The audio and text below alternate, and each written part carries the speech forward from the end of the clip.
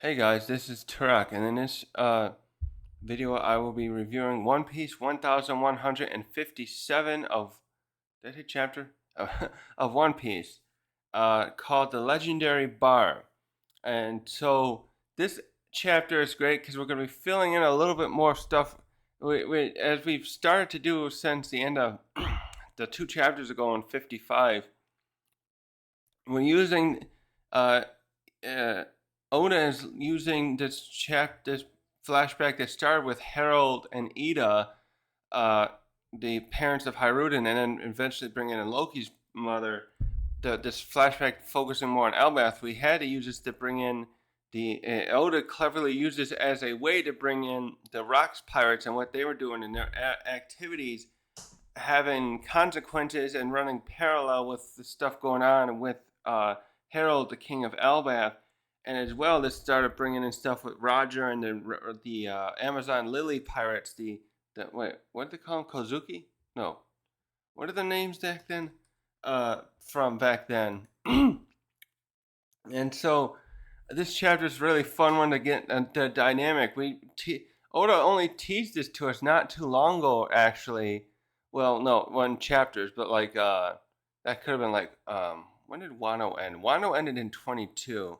So I started catching up on Wano around that time. I can't remember now. Was it 2019? Probably 2019 or so. I'm thinking 2019 or 2020. It was probably around the time that Sengoku had really brought up the Rocks Pirates when we had a tease of it earlier, and so this was it feels great to have enough this information come to us in a relatively short amount of time compared to other stuff information or stuff characters coming back that we would have to wait for many years, like Dory and Bragi now are back in the story, but Oda had them introduced back in Little Garden, and that probably was like circa 2000 before when they were first introduced. So um, I appreciate that this didn't take too long relatively for us to whet our appetite to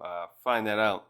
But so now we're going to continue more of this information, this stuff, and seeing these interactions with these pirates and how it just, yes, we get very little of like Haruden and Loki in this one. I don't think they have any lines though. I think they only show up in one panel actually. And also there is a cover story again. I don't have it here though, and it has Yamato with the other people she was with paying their respects to somebody at the in Wano. But I'm glad they're continuing that. But I kind of hope that someone will do some cover stories where we can see what's going on with some of the other characters around the world the way he's done in the past. I'm kind of want to see what's going on. I know he's done some of that stuff. Now he's doing better with that, as I talked about before, where we saw what's going on with Law, and we saw some other stuff like the intermission and Egghead. Uh, so I hope we get more of that. The cover stories could do more of that at some point. Let's get into this part now. We ended off where Rox formally. This one thing was bugging me a little bit. Rox is formally started to Rox Pirates now. 4 years after we saw him at I think that was 4 years. That was 48 years ago. Yeah, he came later because him and Harold met 56 years ago, or a little over that, at Reverie, and then it was 48 years ago he came and finally visited. He visited Harold when he had Newgate, Whitebeard, Wang Ji, and some of these other guys we met. Stussy was there, the Stussy original, and then Gloriosa, Big Mom, and Kaido were some of the people that weren't there at the time. And then so now what we're seeing here is he's formally got enough members together. It's kind of like he's, I don't know what to say. This is a little odd that they're saying, oh, then now it's the Rocks Pirates, because they showed him when he met Loki the first time. He said future captain of the Rocks Pirates. So I'm just wondering what he called this group back then. I'm guessing they were staying under the radar more, but he didn't when he went to he did when he went to um, Marijois, but at the same time, he that was never reported, so I guess it doesn't matter. But anyways, he's got all that. I'm just a tangent about that. Like, where would you call yourselves back then? You had to have a name. But he the last chapter we saw Captain John and Lin Lin and everyone else together now, and then we ended off with him like saying, "All right, boys, let's head out to sea and cause some trouble," kind of thing. And but now we're still not. He's still apparently not convinced they're ready. We're just seeing in this next chapter. It starts out with them conducting a heist, a raid, or more raid. I was calling it a heist in my head, but it's like a heist usually is more secretive, and this is just them going all crazy. And they've gone to an island called the Embezzle. Wait, why is it International Charity Sanctuary? And they're raiding this place of all its money. So we see some of the Bronx pirates running away with all the loot, and we see Shiki, Big Mom, and is that? I think I mixed up Gangzu and Silver Axe for that outfit. Okay, so yeah, Silver Axe is the one who's got the robes on. He wears like looks like a Japanese Asian-esque outfit there. He shows up later. Okay, yeah. So who's that? Gangzu. Yeah, that's him there. So we see Shiki, Big Mom, and Gangzu, and then the fisherman guy. Who's the fisherman there again? Barbell. They're fleeing with some of the with a. Each of them are carrying bags. Well, not no. Actually, Shiki, Wang Ji's not, but the other ones are carrying large bags of loot. Also, you can see Zeus there with Big Mom assisting here, and they're fighting with these monks who are defending their place, but they're not doing very well. Oh, yeah, the other mobster guy is there too with the gun. He's just shooting everywhere. What was his name again? I don't see his name now. And they're fighting their way out of this place, and some of the other people are like trying to like plead to them, like, why are you taking all this stuff from us? Come on now, don't do this. That money's for the children. And then you get Big Mom of all people saying, well then why is it collecting dust in your vault? Oh God. So what happens next here is they came up from a lower level of some place where the vault was, and we hear a voice. I think it's supposed to be Whitebeard or Kaido, because we see Whitebeard and Kaido are down here, and one of them say to Sheik Wang, they're communicating to Wang Ji with the Denden Mushi, hey, lower the lift one more time. We're still down here. And Wang Ji just turns off like, ugh, so much whining. Hey, Shiki, take care of that thing like we said. And you see Shiki like, oh, you're right. I forgot about what we did. And then he like, the next panel is like a bomb. He throws a bomb. He's like, so long, suckers. And it sees the opening of where the elevator or the lift was, and you see Whitebeard and Kaido and Silver Axe is down there, and they're looking up like what? And then there's the next panel. There's just a big bomb explosion, and Shiki's all had his ears covered up, ready for the explosion, and Wang Ji's with them, and they're both like laughing, like, haha, those fools. If we now that we got rid of them, there'll be more loot to split among for the rest of us. So Big Mom was right. Actually, I missed that bit. I was reading. I overlooked that bit. These are some other thieves who've been stealing money, but they as a so they're living here and stealing money from other people for like taking donations, and they were planning on just using it for themselves or have been.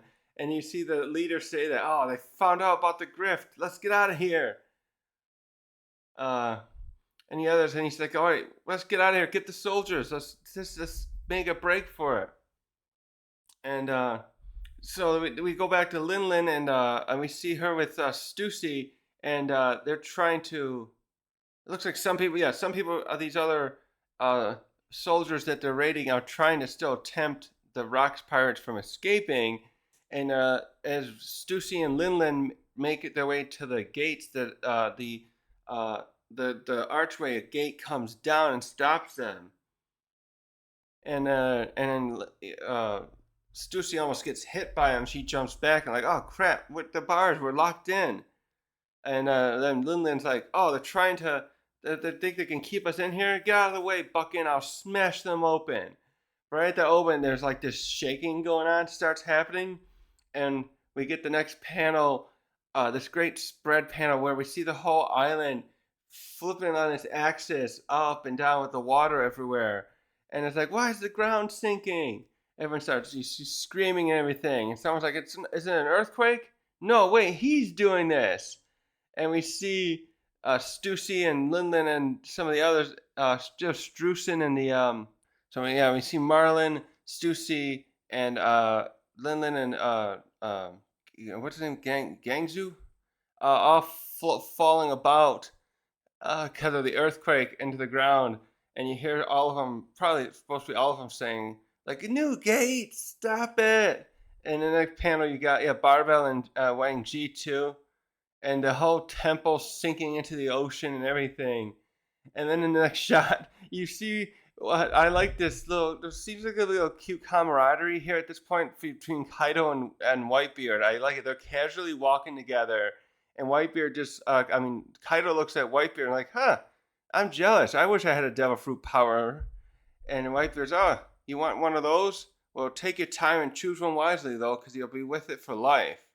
And Kaido's like, oh, okay, that's a good point. Because it's kind of cute. Because, Whitebeard's about 15 years older than Kaido. So he probably is looking up to him, especially since Rocks seems like such an asshole.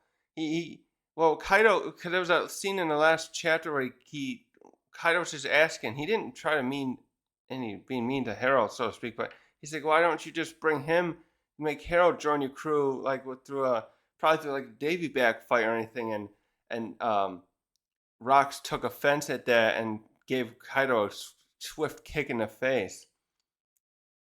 And so, anyways,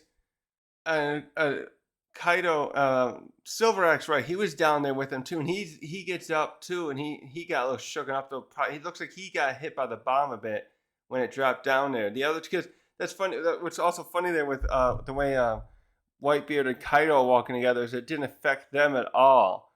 So I'm guessing you can kind of see this as a way as like it looks like Silver Axe isn't as durable as they are, because we see him stand up. He's got some blood coming down his face. And he's like, hey, who tried to bury us alive down there? And Wang Ji right away, he's afraid of Silver Axe apparently, and he immediately outs Shiki because he dropped the bomb. And that's like, you fucking Wang Ji. He was the one who sounded like he was in on this plan. He's like, hey, get rid of them. And so he just trying to he's furthering this conflict between Silver Axe and Shiki while saving his own skin. So we have to stop there a minute. We can really see the disdain and the crew's inability to work together well, except for that they're there, whether they were conscripted into the Davy back or they're there to only further their own ends. And Rocks is not doing a good job of keeping them together. And so Silver Axe is like, you did this. And then Shiki does this all that fake fun. Oh, if it isn't my good friend, thank goodness you were alive. I was so worried. So now Rox and Captain John come up, and Roxy's starting to reprimand him. Like, what kind of stupid games are you playing over there? That treasure better be safe. And some of the other, who's that? Gangzu, I think, is like, yeah, it's okay. Don't worry about it. And then Captain John's like, Rox, look at the sea out there. And so with all the actions that's been happening, the Navy got called in, and you see 6 warships show up. And someone says, oh, the Navy, they got us surrounded. And Rox, though, you can tell he doesn't care. He just says, like, he looks like, oh, this looks like we got trouble. But he's saying it more like it's a challenge. Well, there's no time for fighting amongst ourselves. We got to get out of here, guys. So shape up. Wait a minute. Oh, that's interesting. So Whitebeard observes the Navy. They're here so soon. Were they tipped off? Oh, I hadn't even thought of that. Who would have tipped them off to that? But then Rox is like, oh, forget about leaving. I have a better idea. Just fight the enemy. Sink them all, and let's take whatever loot they got as well. So now we get a little Oda narrator speaking over about their records. He's like, within 2 years of their founding, the Rocks Pirates were responsible for 16 recorded raids, 76 sunken ships, 14 ports burned to the ground, 5 towns leveled, and 1 kingdom brought to ruin. Wait, so 16 recorded raids altogether, and 76 sunken ships. So that doesn't say if that's Marines or the maybe merchant ships or otherwise. And then 14 ports also got destroyed in a whole, so not every town, but then 5 towns and 1 kingdom. 3 special violations of Article 18 of World Law, and 25 of those crimes were completely covered up. Well, we know that like the one where he went to, that could include like when Rocks, no, maybe that Rocks would make the way when he came to Marie's would be 26.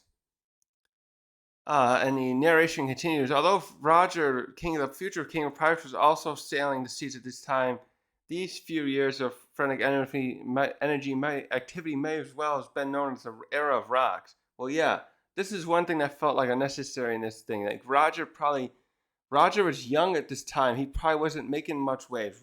Rocks here clearly looks like he's in his 30s or older, and he's been building up the stuff. So like Roger gets more notoriety probably after post Rocks, because he's partially from defeating Rocks, and then he's sailing the seas. Yeah, that makes sense to me that Roger wouldn't be a bigger name yet.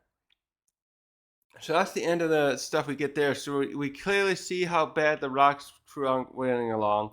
They're refusing to. Rocks can only get them to shape up every now and then.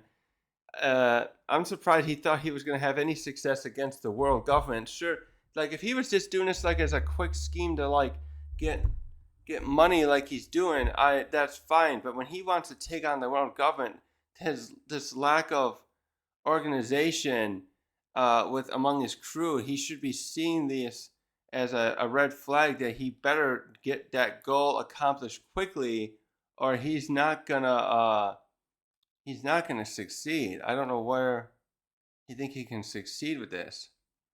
So now we switch to seeing some stuff with Harald, and he is trying to defend this nation. I don't know if he came to check up on them or whatnot, but they're one of the allies that he has a good relationship that helped him years ago when they were all starving, and for some reason they're not an affiliated country with the world government though, and it looks like this is Cypherpole. They've come there and kidnapped a whole bunch of these people. Oh yeah, probably for. I'm assuming they're preparing to do one of those games like we find at God's Valley that happens a few years later or catch them for celestial dragons and slaves in general. And so Harold here, by the way, Harold's changed his look again. I was looking back, because it's more obvious later, but when Harold talks to when Harold invited the Rocks crew to sit with him and eat dinner, and before that too, he had long hair. But I think the long hair, yeah, going back, he had long hair, and here you can tell he decided to cut his hair very short. And I bring it up later because you're gonna see it shave it off completely in a couple years after this. Yeah, he got his hair completely short now. He decided to not keep it long, and he's got the white mustache, which I think he had that before. Like, let me look again. Oh yeah, that's the difference. That's weird too. So when Rox and him were chatting together, this is 2 chapters ago. His mustache just went down and into a goatee. Now the design of it looks more like what Whitebeard does. He's got it comes out like a firmly right here. Yeah, he's still got a goatee as well, but his mustache has come out. It resembles Whitebeard's look a little bit, and his hair is short, as I said. So he's come up to here. Maybe he came just on a visit, and he just caught these assholes trying to escape with their captured citizens from this unaffiliated country, and we get someone's using like a den mushy intercom thing or a loudspeaker, and says, "What do you want, Harold? Get out of here!" You know the unaffiliated countries are lawless in the eyes of the government. These people have no rights. And then Harold yells back, that's not proper. The world government doesn't make all the rules of the world. Sorry, bud, they do. And that's when he tells us these people were ones that helped us when we were in a low point, when we were suffering from famine. I'm here to repay our debt to them. I will not back down from this. So the other guy, so Harold's still trying to get like a pending sort of like application through to be part of the world government, the federation of the world government. And this guy brings out, listen, if you want to bring that up, if you want to try to stand against us, remember, you're trying to become one of our country, part of the world government. Oh yeah. So he's saying, this guy goes on, if you aid us today, that could up your chances. But if you stand against us in an unaffiliated country, that will not help your chances at all. Now get out of the way. And this dumbass, I don't know what he thought he was going to get out of this. He to show his own conviction of him not giving a damn about these people, he takes a pistol out, turns and shoots a woman. So I forgot to tell you, we can see 4 or 5 citizens tied up behind this cipher pole agent, that the ones I was saying that they're probably going to be brought to Springeville as slaves and used for or just taken to another place for their sport game. Not that either one's one or the other. Just I'm wondering if they did this sometimes where they captured some of them just to take them to start one of those other games without doing the whole God Valley version where they destroy a whole kingdom or island thing. They do a smaller version of those despicable thing. But this guy goes and shoots this woman to show his own, like, oh, fuck, these people are fucking worth anything. This guy's a dumbass. So this gives me Spondum vibes, because he's like, I'm thinking, dude, if you're trying to make him back down, don't do the thing he doesn't want you to do like that. This guy was an idiot, and he pays the price. And the guy ends off by saying, yeah, none of these people are people to us. And Harold just loses it. You see his face, he's getting veins all over. And he this leaps off it. I forgot, they're out at sea. He's got his ship out there, and there's 2, or maybe it was 3 marine ships there. And they're carrying these that came from this island or off the shore from whatever this nation is. And you can see the town there, and there's smoke from there. The people probably fought back somewhat, and some of them are just being forced off the island. So he leaps off the ship, and the distance like would be too great for like normally, but he clears this distance, and he's carrying pulls out his sword, and he just swings at them, and that's the last thing we see. But we can this is actually a very nice coming together. This showing this right now, because we just saw, if you watched the recent One Piece episode, they showed Dorian Bragi jumping on the ships back when that happened, and that would be like 50 chapters ago from here, but this just came out in the episode yesterday, and they landed on the ships, and Harold lands on it, does the same thing. He just jumps at the ship, and he's like, no, you're not taking those people. Oh God. So we see a little panel here that comes from the World Economic Journal, which Morgans is in charge of. Probably not this time, but whoever doing it, I bet it's not Morgans. It's probably his boss at the time, and it's the same bullshit Morgans does. It goes, King Harold shows Elbaf's true stripes. After feigning allegiance to the government, he sinks an innocent warship. Motherfucker. God fucking damn it. So this is what's happening too. The media, which is just the newspapers at the time, are making Harold look bad, an innocent warship. Oh man, and I'm sure a lot of the people here unfortunately believe that. So we go to a later point here, and we're at Ida's bar, and Rocks has come again to surely try to coerce or convince Harold to join again, and they're talking about what the paper reported on him after he saved those citizens from his allied nation, that one allied with him. And Rox is like, that's what they told you. I told you that's what the government does. Come on, let's share a drink at the castle. So at this point, they're at Ida's bar because Harold says, like, no, I'm not letting you up there anymore. You can't do this. You're not my friend like that. We're not that close. And you just making things worse and worse. And Rox goes on. Join me, Harold. You know you gotta. Your whole country. We're gonna just stop being stubborn. I can't stand seeing you spouting and scraping to the government anymore.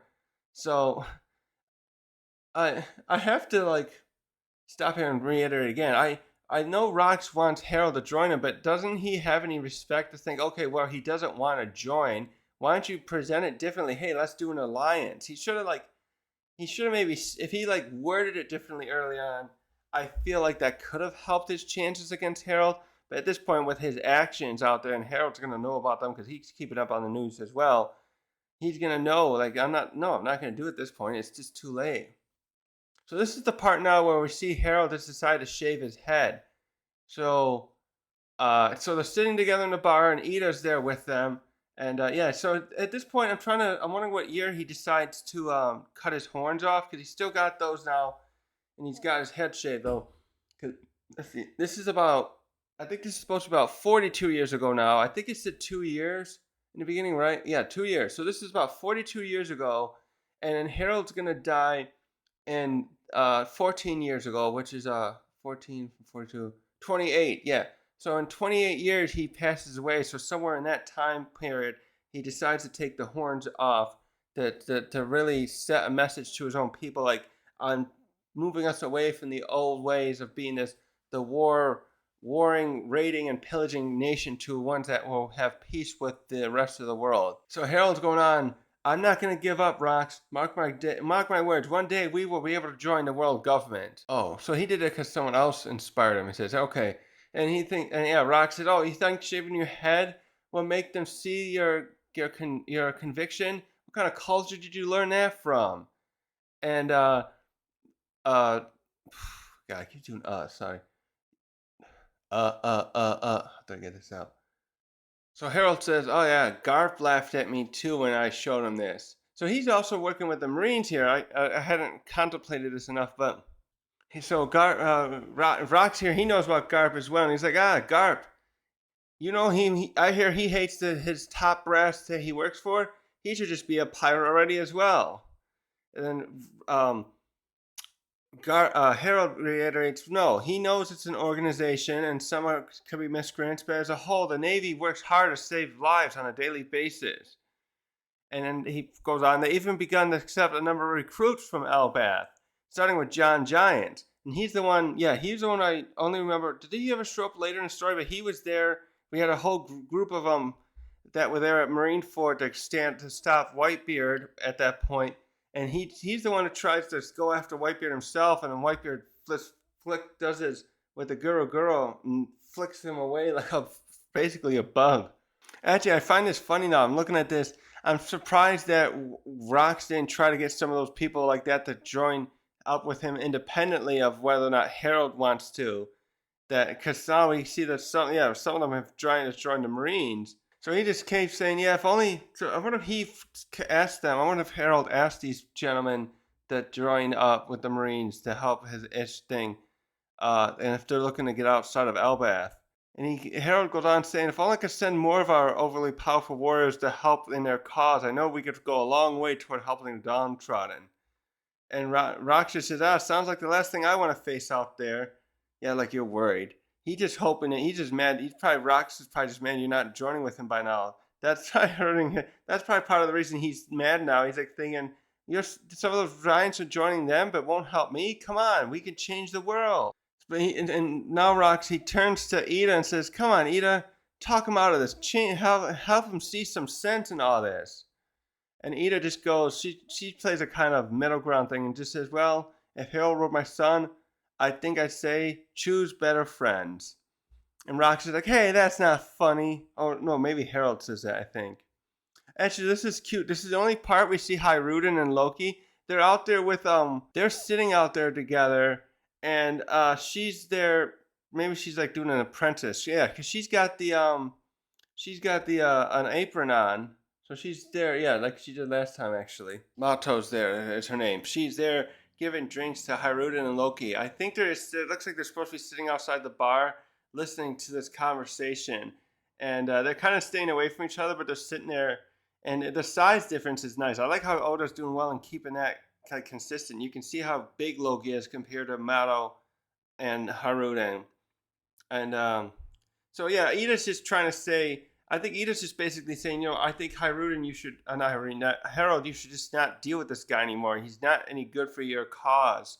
He's not someone really worth associating with, as it were. So we get an interesting piece here now where we this is one more. We're near the end, close to the end now. This scene is just at Marine headquarters where it was at the before it's given change since Marine Ford, the battle against Whitebeard, and we have Sengoku, Garp, Suru, and Kong together when they're younger, and they seem to be having a bit of a dispute over their thoughts of having giants in the marine. So if I'm understanding this conversation right, it sounds like Kong in particular is not quite on board with the idea of the giants being there. And so I think that's him saying is like all a giant would have to do is roll over to sleep and he'll crush the next person sleeping, a human sleeping next to him.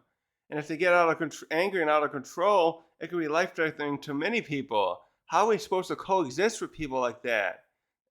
That's what the higher-ups said.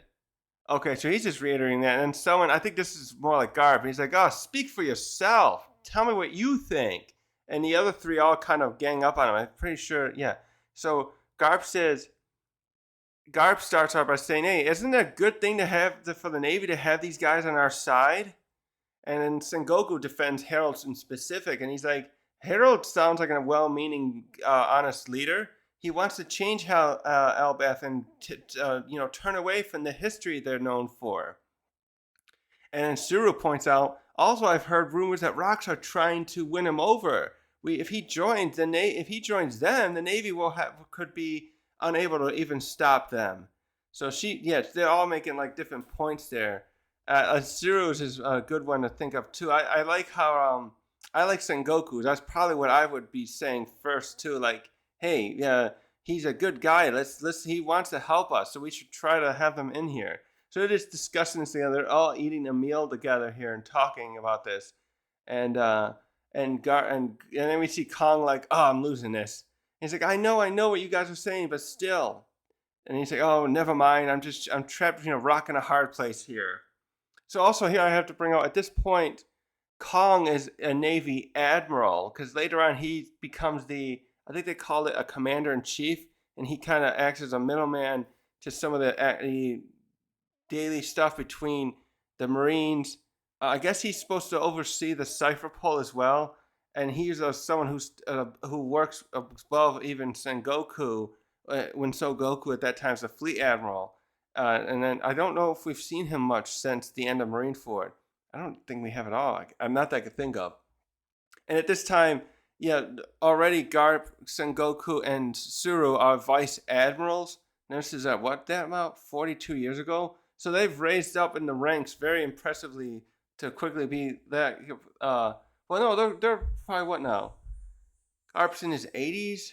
So yeah, this isn't too. They've been in the Navy probably for 20 years now, the Marines 20 years, and they've raised up to really high ranks. So, and we get little title cards for them: future fleet admiral, Luffy's grandfather, future great advisor, and future commander in chief for Kong. But at this point, he's one of the admirals.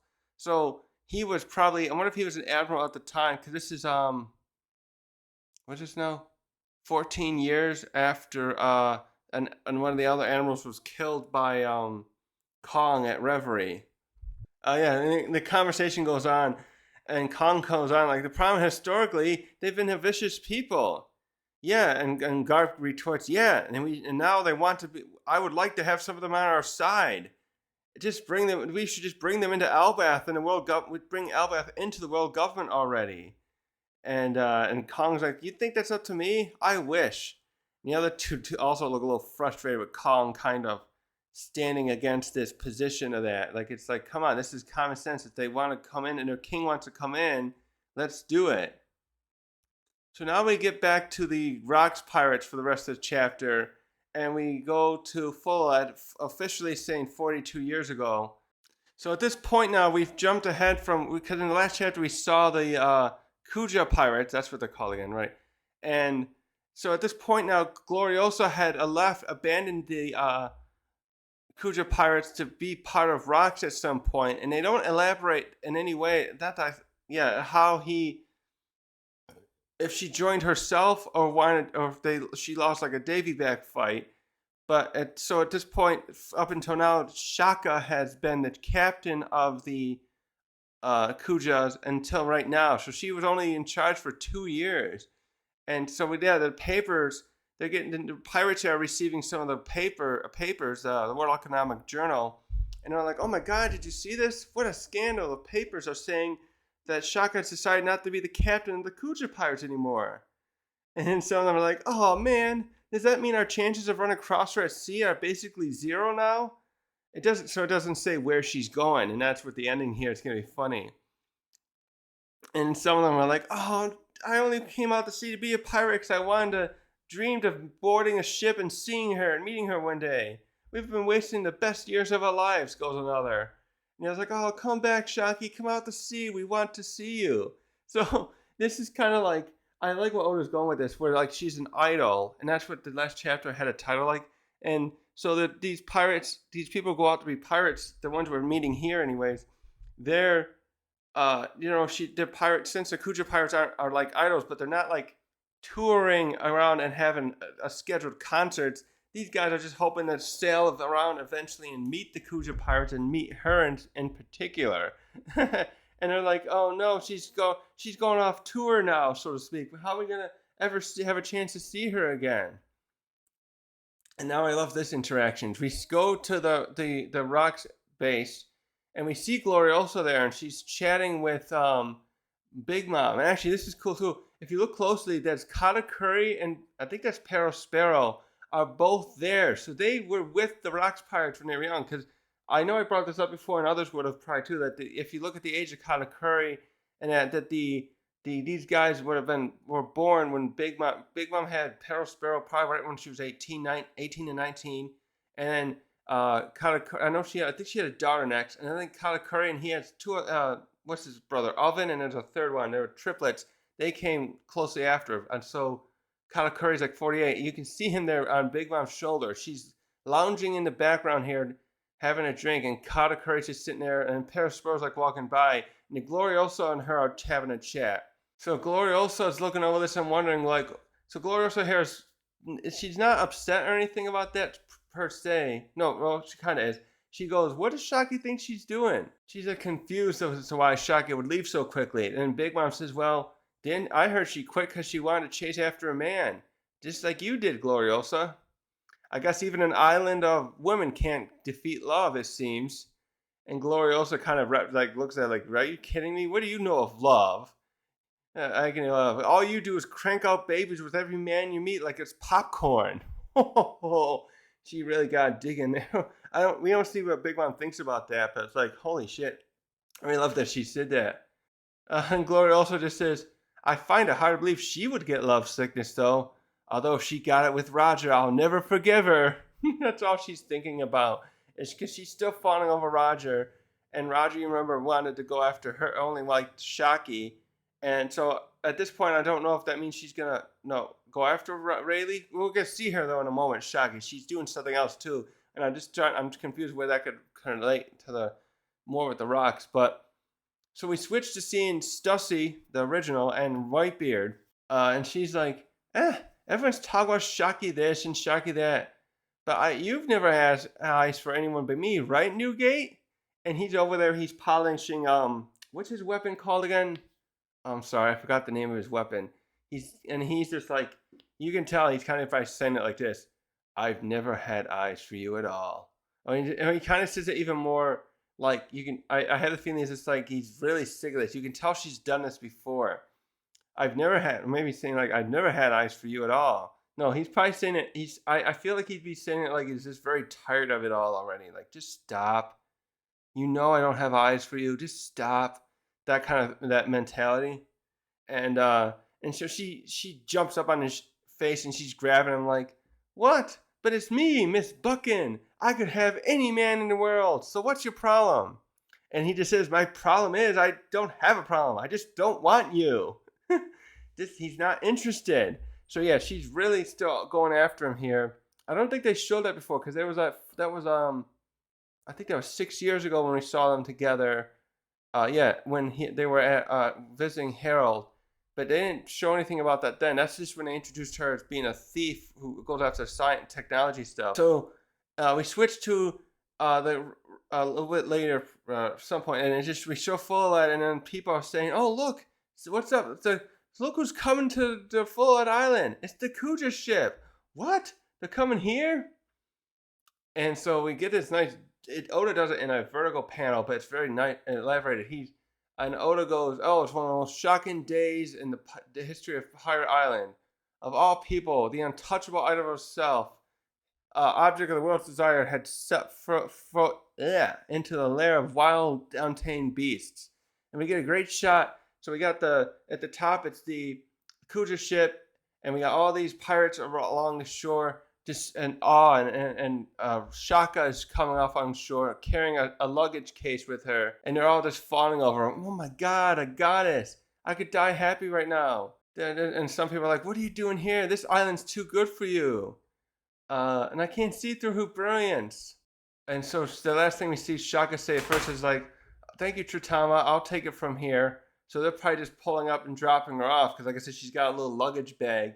So now Tritama must have been officially. Oh, I think you can kind of see her in the background there, in a cape, but you don't see any more of her there. And then she's like, "Oh, so this is the pirate island." Shaka says.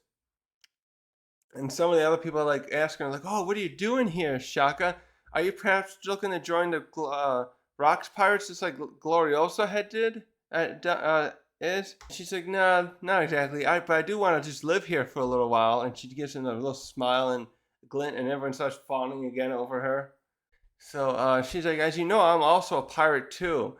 And even if I quit the business, the Navy, Marines are still going to come after me. So I decided I'd hide out here for a little bit." And she's like, "Your boys will protect me, right?" Oh, the way that she does that. And then you see the whole panel of the hall full of that. I'm like, "Oh my God, yes, we'll do anything for you. Oh, let's start cleaning up now. Pick up that garbage and shit now. Scrape the floors, clean it up." And she's like, "I'm here it smells here. How am I going to open up a business like this?" So we get a shot now where some of the Rocks pirates show up. We see Rocks, Cheeky, Whitebeard, and Marlin specifically. And he's like, "What's going on here? What's all this ruckus?" And then someone else said, "What are you, bunch of numbskulls loitering around and causing a scene?" And some people are like, "Oh, shoot, the Rocks pirates." And the other ones are like, "Oh, no, sir, don't be angry. It wasn't all our idea. Just please don't kick her off our island." So in this double spread at the end, we get the Shaki's ripoff bar, the original. And I think that's the same design as the one that we see in Saba Odi. And we see Rock standing in front of it, like, kind of like, "Whoa, what?" And he's just, and then the narration, Oda goes, "This was the famed establishment of the pirate island Fullalead, Shaki's ripoff bar, noted for its month-long waiting list." And Rock's like, "What the hell is this?" And then the saloon doors open. Shaka walks out. She's wearing a little apron and a short one-piece skirt-like thing. And so she's trying to, win over Rocks too. It's like, "Oh, my first customer. I am so glad you came. Won't you stop in and have a drink?" And even Whitebeard, you get a great shot. I love how Oda does this because he's got some of the worst, except for Whitebeard. You get Whitebeard, Shiki, John. I'm gonna say John, Marlin, and even Rocks. They got the little heart way that Oda does, pulling out, and they're all, "Oh," and they just all falling for her, and they're just all like, "Oh my God." And then Oda goes, "This little, what's that, peony? Oh, that's the name of a flower. Oh, this little peony blooming amid the blasted wasteland brought beauty and comfort to the island. In time, she became an irreplaceable treasure to the pirates who made their island their home. And what is treasure if not something that can be stolen?" Oh, okay, that's very ominous. I forgot about that part. So while they're doing that, we get a shot here where everyone's looking around. The Rocks pirates are walking around looking at the bar like, "Oh, this is amazing. Oh, this looks so nice." And then you got some others looking at her again. We got Shiki and Whitebeard both kind of looking at her. Shiki especially. I can't tell Whitebeard, but Shiki's like, his jaws are dropped again.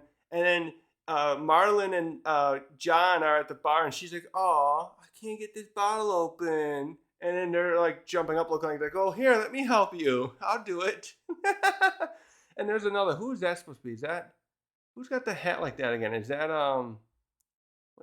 Stussy? No. What kind of hat? Stussy didn't have a hat. No, that Stussy did have a hat sometimes. No, she had a different hat. That's not the right one. I'm not sure which one that is.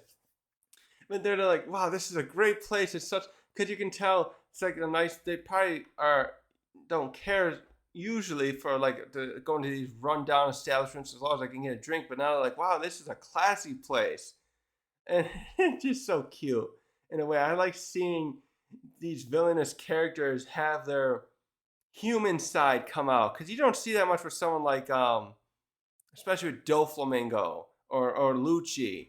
They're all stiff and evil and cold-blooded, and so to see this with Rocks and John and Ashiki and Marlin, it's just funny to me. So we get the final scene though. Now we go to the room of authority place, where the Gorosei convene together, and they're talking about Harald joining the world government, and it's like, give this to Harald as an ultimatum. Then his final ultimatum. I think that's Mars saying it. Yeah, if your warriors of Elbaf meet the following requirement, you will be allowed to join the world government. You must kill Rocks. And like the dog. Excuse me. That's it. It's the end. Holy shit. This is such a fun chapter. Oh my god. I love how well Oda's doing this stuff with the actually I had to look closely. I was worried Oda was gonna have it more with Shaki having less underneath, almost nothing with the apron. You could tell he was going for that, and I think he probably had to be careful because she's wearing a very short outfit, like I said, that covers not a whole lot, and then the apron's even less. You can tell, like, if she was not wearing that outfit, that skirt thing, that apron would not be effective at all. And goddamn, Oda, I think Oda likes to toe the line on that stuff. So there is so much here to break down. I love especially how well we got to see the idea of the Rocks Pirates and how they're trying to outdo off each other. But they're probably, and you know, like with Shiki earlier, he was trying to make it an accident. And I think, yeah, Wang Ji looked like he was involved in this. And then it's just so interesting, too, to see Kaido and Big Mom operating with them. It's still weird to me, especially with Big Mom, because, again, at this point, she's probably got at least 7 kids. But she's, like, they're staying at some place. So that place, that does make me lead to think that if some of them might have been on her ship, I bet that backstory for Katakuri and when what's her sister Brule got injured might have been, maybe if they'd been on the ship, that could have been any port. They go to, they says there were over 14 towns or more that got destroyed. So it's definitely not useful. They're getting a lot of money out of this, but they're like not gonna get very far in what Rocks wants. I'm just wondering what Rocks is waiting for at this point. Other than, well, I guess it's just for Harald to join before he makes his move on Marizwa again. And I'm glad we got to see Garp and the others here talking about this and what their thoughts are. It's very helpful to like flesh out what other people were seeing, what's going on at this time. And I would have liked to seen some of Garp and Harold's conversation together. And so I hope though I'm not like, I said this last chapter too already, but I'm like, where are they going to go from here? Are we going to get a little build up now to God Valley right before they go off, and what makes them decide to go? We know part of it is, or the main thing is, Ginny broadcasts a message announcing that the world government's here having this part. Maybe she said it's like a party or something, and they got these rare devil fruits. Maybe that's one of those ones, is the one he wanted. And we have to wait, because I think some people were guessing maybe he was looking for the Nika fruit, the Luffy's fruit. I'm skeptical of that one. I'm thinking he didn't know about that one. It's going to be interesting to know who knew about that fruit. I was thinking about this morning. I was rewatching the 1140 episode, and I was thinking about how Luffy got the fruit.